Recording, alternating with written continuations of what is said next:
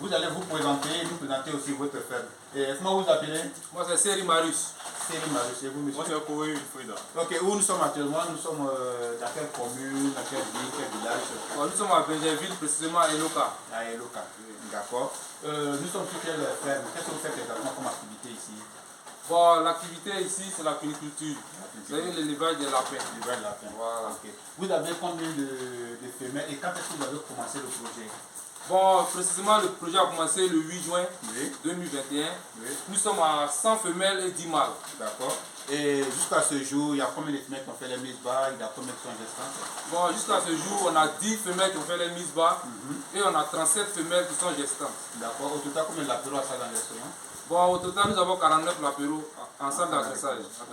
D'accord. Mon frère, dis-moi, quel est l'objectif à long terme, je veux dire? Quel est votre objectif à long terme? Combien de lapins vous voulez produire plus tard?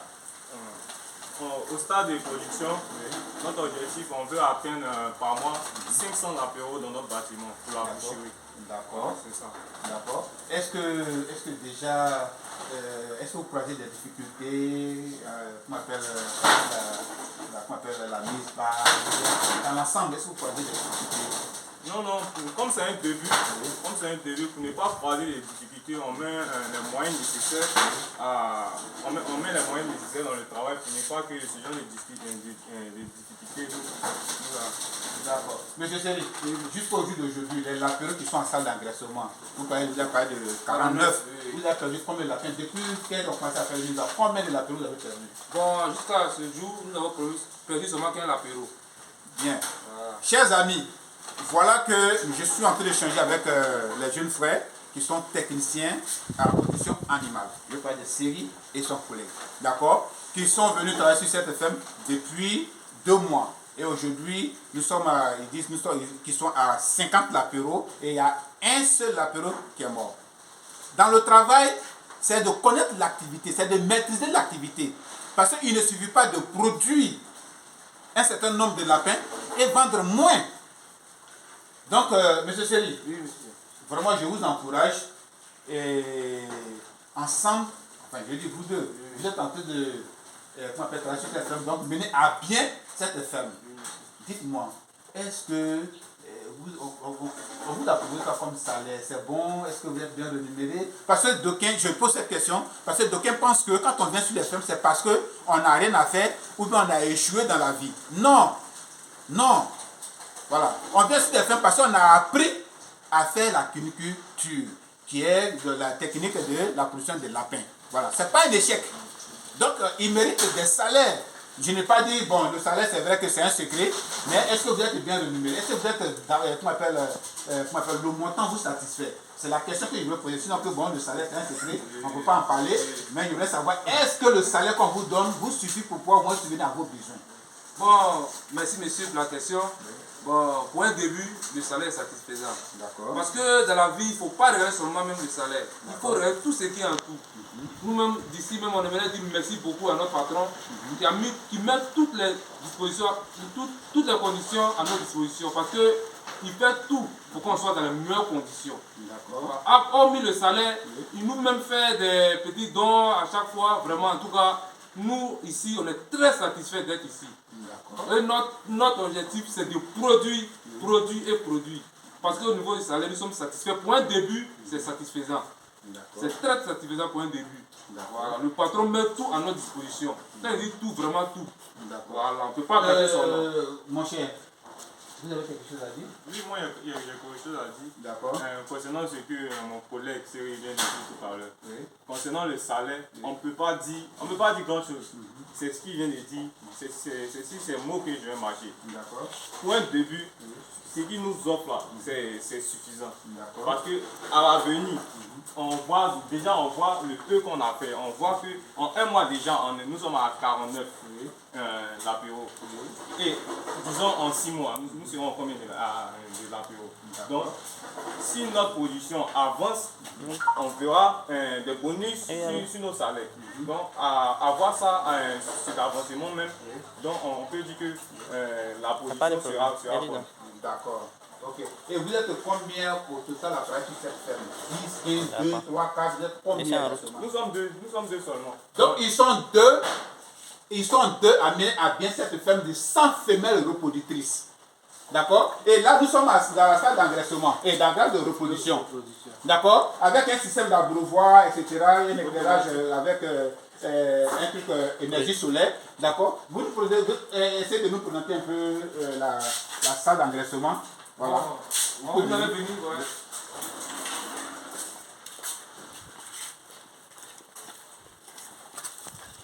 Voilà. Voici la salle d'engraissement. Voilà la salle d'engraissement.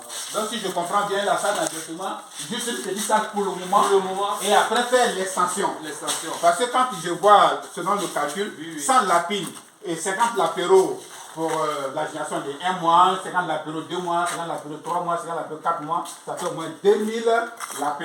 Si je compte bien. Donc, il veut dire que la salle d'engraissement n'est pas seulement que celle-là, mais il y aura l'installation à faire. Mais on va chercher à savoir d'abord, est-ce que le projet va prendre forme? Et au fur et à mesure que ça va prendre forme, je pense que on va faire l'installation. Vraiment, merci beaucoup à vous, parce qu'ils sont pas nombreux à penser comme vous. Il y a nos frères, nos fils, nos enfants, nos soeurs qui sortent des centres et qui cherchent à travailler, et ils veulent travailler en pleine ville, c'est-à-dire au centre-ville. Est-ce qu'on peut faire de l'élevage en pleine ville? Non. Une fois que tu as choisi à être mécanicien, dis-toi que l'huile de vidange va être ta pommade. Donc on ne peut pas embrasser l'activité de la culture et puis chercher à rester en pleine ville. Ici, nous sommes à quelques kilomètres de Bingerville, d'accord? Et vous habitez ici. Vous êtes bien logé? Très bien logé. Ok, nous allons voir un peu le chemin de choses. Très bien logé. Ok. Les douches carrelées, tout. Venez s'il vous plaît. Voilà. Nous sommes très bien logés. Hein. Voilà. Nous, on a notre boubou qui nous dit un peu. Voilà. Et qu'est-ce que vous comptez faire de cet espace? Bon, cet espace, nous allons faire un peu de marché. Voilà. Pour pouvoir, parce que le marché coûte très cher. Voilà. On va commencer un peu de maïs. Voilà. Bon, nous avons aussi un fourrage qui est là. Voilà. C'est pas pluie, on ne pousse pas l'eau. Hein. Non, on ne pousse pas l'eau. Nous avons un fourrage ici. Voilà. Comme il a su bien dire, le patron a mis tout à leur disposition. Donc voilà un forage, vous avez de l'eau, d'accord, voilà. Et là, cet espace que vous voyez, c'est en fait la continuité du projet. Donc je vais vous donner quelques informations concernant le projet en général. Le projet, c'est d'abord la ferme qui va produire des lapins. Ensuite, ces lapins seront cuisinés ici, donc il y aura un restaurant. D'accord? D'où les gens viendront manger de la viande de lapin, guéguenou, braisé, sur toutes les formes. D'accord? Et après, pendant que les gens sont en train de manger, il faut forcément boire. Donc il y aura une cave à la disposition de ces clients-là qui vont boire toutes sortes de boissons, liqueurs, etc., bière, etc., etc. D'accord? Donc sur le projet, il y aura la restauration, il y aura la cave et il y aura la production de viande de lapin. D'accord? Donc voilà le projet à long en large. D'accord? Et le patron qui est en train d'investir dans ce milieu-là, nous sommes en train de faire de notre mieux pour ne pas le décevoir. La déception, ça doit être barré en rouge dans ce projet. Voilà. Donc, on fait de notre mieux, mais je pense que par la grâce de Dieu, tout ira bien. Donc, je vais vous montrer un peu les différentes salles. Venez. Voilà. On est sur un lot, sur deux lots collés. Voilà. Un lot de 600 mètres carrés. D'accord? Voilà. Donc là, on a les différents logements. Ça, c'est la douche. Voilà. Faut bien filmer la douche, hein, parce que ça, c'est la douche. C'est pas n'importe quelle douche, hein. Voilà. Ça, c'est la douche. Voilà. D'accord. Et de l'autre côté. Voilà. Ça, c'est la deuxième douche. La deuxième douche. D'accord, c'est bien. Ça, c'est la deuxième douche. Il y a une chambre. Il y a une chambre qui est là. Voilà, il y a une chambre qui est là. Voilà. Et le magasin? Le magasin ici. Tout ça, c'est là. Pour le moment, comme on n'a pas encore installé le magasin de stockage, nous mettons l'aliment ici. Voilà. D'accord, vous voyez. Voilà. Ça, c'est l'aliment sans publicité. Hein. Oui. C'est l'aliment, c'est ici qu'on stocke tout ce qui est aliment. Voilà. Maintenant, qu'est-ce qu'on fait? D'ici, nous avons lavé 2 fûts de 1000 litres, 2000 litres et 200 litres. Ces aliments-là, nous allons ouvrir les sacs et déverser ces aliments-là dans un fût de 200 litres et les fermer et mettre sur des palettes. C'est la meilleure façon de conserver les aliments. Car quand c'est comme ça, ça gâte les aliments. Oui. Parce que d'abord, il y a des insectes qui viennent passer à travers le tour du sac et qui vont rentrer dans les aliments et commencer à manger les aliments, faire des œufs et ça peut provoquer d'autres choses. Comme ça peut aussi provoquer de la moisissure. Parce que quand le climat change, quand il fait chaud, bon, ça joue sur les aliments. Quand il fait frais, ça joue sur les aliments. Donc voilà un peu comment nous allons conserver ces aliments-là. Il y a le fût que vous avez de l'autre côté, c'est dans ces fûts-là que nous allons mettre tout ce qui est comme granulé et pouvoir bien les conserver. Monsieur Seri, est-ce que vous avez un dernier mot? Oui, j'aimerais dire quelque chose. J'ai un dernier mot. Oui, passe ici. Voilà. À l'endroit de la maman, vous savez que la femme du patron, vraiment, elle m'a offert un téléphone que je présente ici. Voilà, qui est venu des États-Unis. Oui, bien sûr. Voilà, c'est pas tout le monde qui fait ça. Tout à fait. Vraiment, que Dieu te bénisse. Nous, à notre niveau, on fera tout pour ne pas vous décevoir. Parce qu'avec le peu, ce qu'on a commencé, c'est que vous faites déjà pour nous. Si nous, on vous déçoit, c'est que vraiment, c'est pas ce qu'on veut. Parce que les patrons comme vous sont rares, sont en voie de disparition. On ne les trouve pas comme ça. Non, vraiment, nous, on fera tout pour produire, pour vous faire plaisir. Parce qu'on sait qu'à la longue, si on produit assez, ce que vous faites pour nous, vous allez faire plus. Non, vraiment, que Dieu vous bénisse, que Dieu vous garde longtemps. Merci pour tout ce que vous faites pour nous. Ok, on peut dire, c'est monsieur Corée. Monsieur Corée, un dernier mot à l'égard de vos patrons. Moi, je suis là, ça ne fait pas un mois. Un mois, d'accord. Ça ne fait pas un mois même.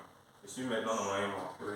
Bon, je suis arrivé à l'arrivée, il y a ce qu'on dit et puis il y a ce qu'on fait. Ce qu'on fait, ce qu'on voit aussi. Ouais, il y a ce qu'on voit aussi.